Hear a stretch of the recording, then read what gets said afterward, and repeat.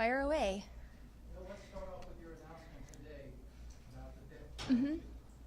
Obviously, the governor has no role in signing execution warrants. You don't have the authority to commute sentences and such. Are you opposed to the death penalty, or tell me all about how this came about? We just want to review the practices, and we worked closely with the Attorney General's office in this decision to issue this executive order and appoint this commissioner.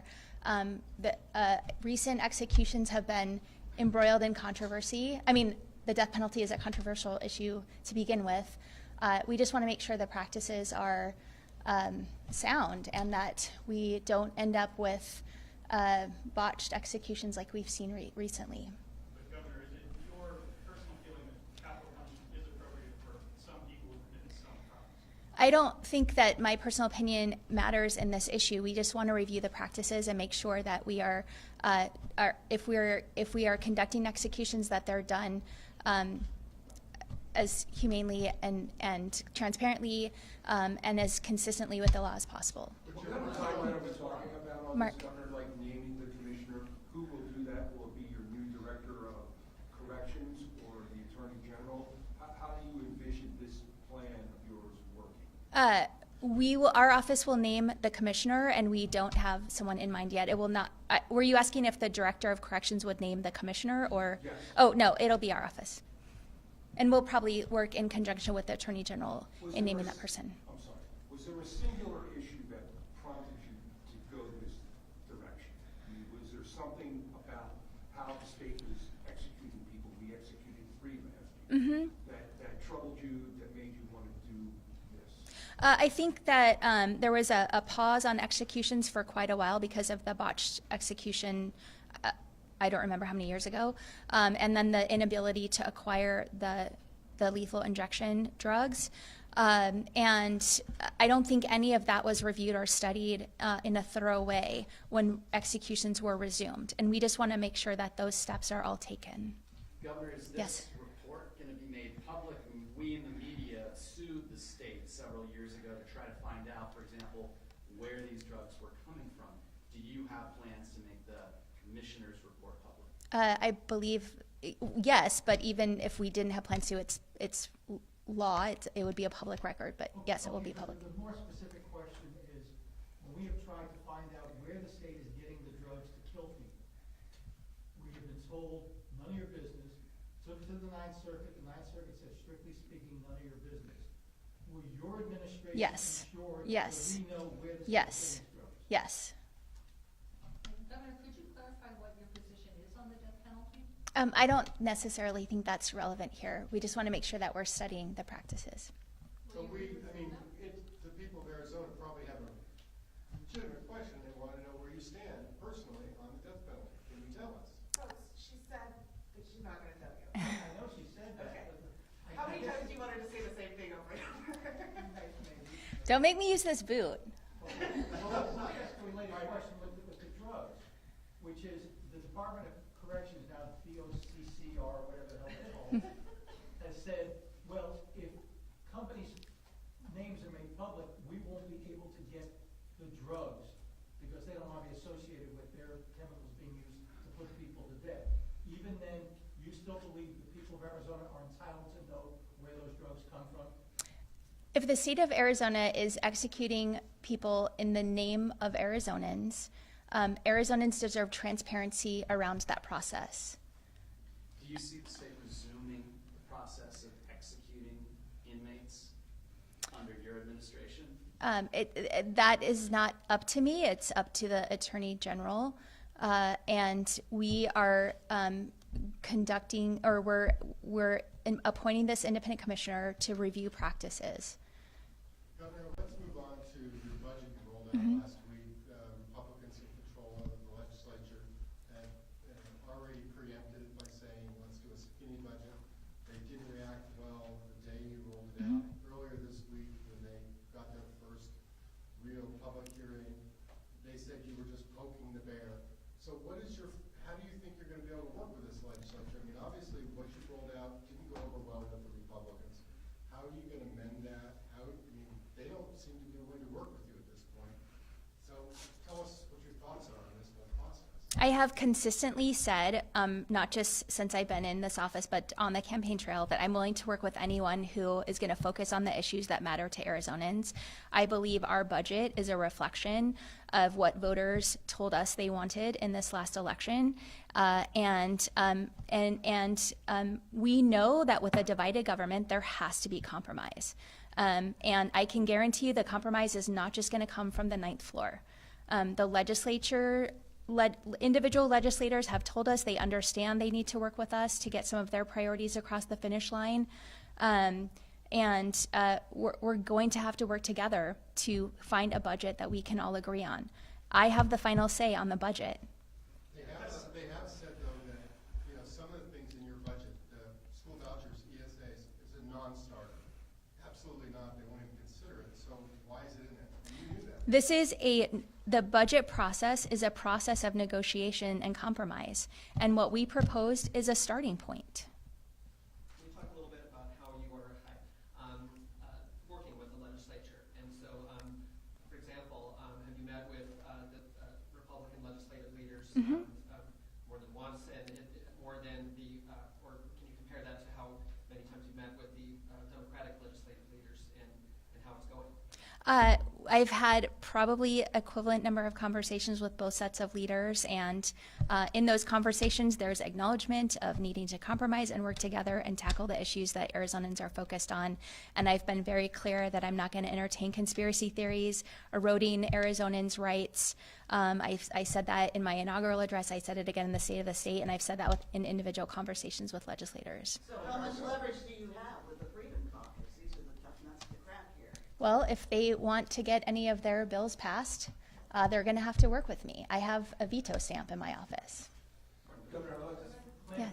Can you talk to us about what your phone call with Secretary Mayorkas was like last week? Is he going to come visit the border? What did you guys discuss? Yeah, I believe we're working out details for a border visit from his office, from himself. And we talked about what I'm hearing from local leaders, what some of their issues are. So there's a potential that we're going to jump on a meeting with those leaders before he comes out here.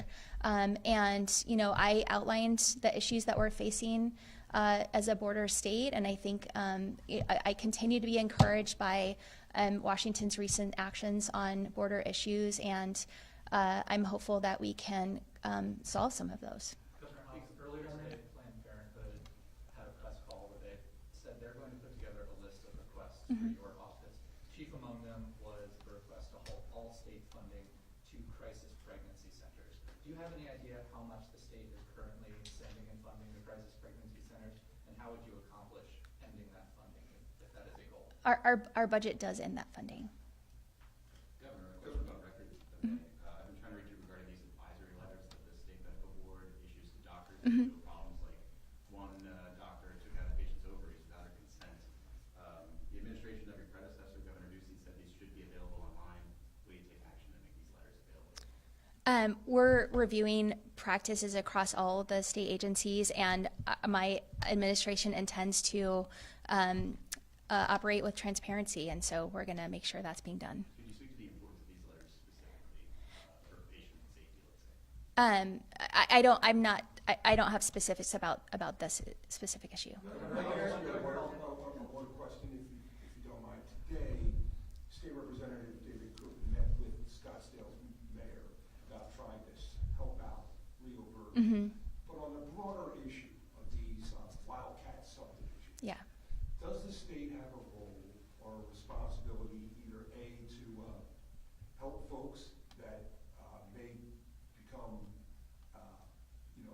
similar issues to Leo Berger, or to prevent future developments of these kind of wildcat subdivisions that circumvent the state's laws as it would in the 100-year promise all on water? Short answer, yes, the state does have responsibility there. Let me come back real quickly to death penalty, because there's one other issue. You're forming review from basically the time the person is sentenced to death to execution. But there have been a lot of questions raised about the fairness. We've seen a lot of data that somehow minorities are more likely to be sentenced to death, that they don't get the legal help they need. I don't see anything in your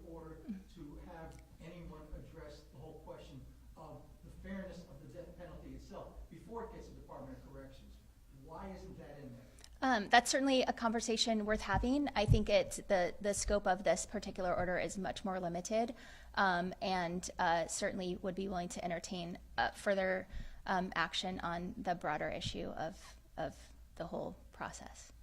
Yeah. First question over here, thank you. Two questions.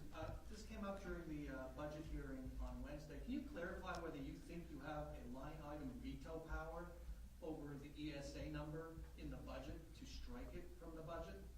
I don't know the answer to that. No. Governor, can you? Okay, one more question, please, thank you. Ruben Gallego is going to announce Monday he's running against Houston Cinema. Whom will you support in that race? I haven't even thought about the Senate race. And as far as I know, Sinema has not announced her reelection. Speaking of inter-party fights, if I could, Governor, you put a lot of energy, it would seem, into backing Steve Gallardo for the state. I'd rather not talk about state party politics in this government building, so thanks. Can you come down that stairs afterwards? I have a little trouble with stairs right now. So should we come up to your house? No? Mary Jo. I wanted to ask, given the reception that your budget director got earlier this week, what do you think that bodes for how your agency nominees will be welcomed by the legislature? It's unfortunate that the legislature has chosen this early on to be as frankly immature and unwilling to work with us as they have demonstrated. I think voters, and I've said this over and over again, voters have sent a strong message that they want leaders who are going to put aside partisan politics and tackle the issues that matter to the state. The legislature so far has not indicated their willingness to do that, at least not publicly, and it's unfortunate because we have a lot of tough issues to tackle. I'll continue to push the need to do that, and I'll continue to have an open door to do that because I think the voters of Arizona deserve that. Is anybody using that open door? Certainly, I've had many meetings with local community leaders who have not had necessarily a lot of reception in this building in the prior administration, and the issues that local communities are facing are issues the state needs to help address too, and there's a lot of ways we can work together to do that. What about from lawmakers, particularly Republican lawmakers? Not to date. I don't know. I don't see the scheduling request, so I'm not sure what meetings people are requesting, but there haven't been, aside from legislative leadership, there hasn't been any. Governor, you only need one Republican in each chamber. You got anybody in mind? Not yet. Governor, over the past couple of weeks, people in southern Arizona have seen these containers leave the border. The prior governor put them there. The prior governor agreed to remove them. Yes. But this is happening now. Are you concerned that you are getting painted already as somebody who is not taking action on what's happening at the border? And aside from what the federal government might do, are you coming up with a plan of what maybe the state can do with its resources? Certainly, if I was worried about how I was being painted, I wouldn't do anything. But I wouldn't have run for this office. But here we are, and so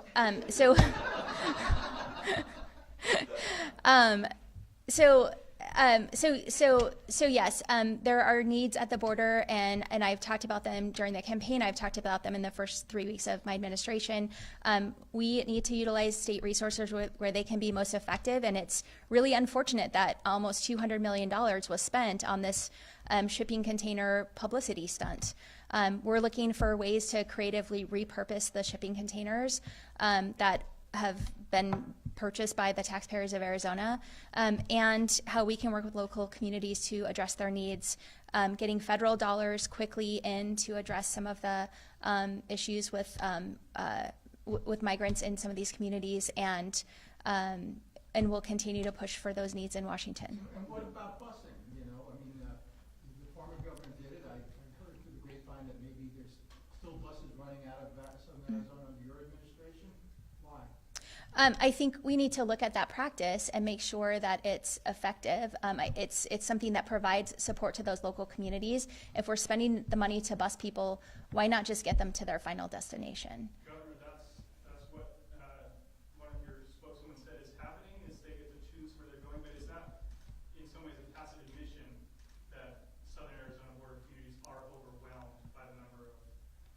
I've never said that. I've never said that they weren't, and we're looking at how we can provide support and resources to address those issues, which the shipping container wall did not do. Folks, we have time for one more question. Governor, you know, with the visit of Vice President Harris, did you mention to her maybe it was a good idea, as he was the governor of Arizona, maybe visit the border since she was so close to the border? Well, I know that wasn't the purpose of her visit, and these visits take a lot of execution to happen. And so, but I had already been in conversation with folks in Washington and with the White House about getting a visit. And so it wasn't necessarily something that I felt the need to bring up again. She was focused on this new transmission line, which is going to help us build a clean energy economy here in Arizona. Governor, can you do just a broader? Thank you. Thank you so much. More time next time, Governor?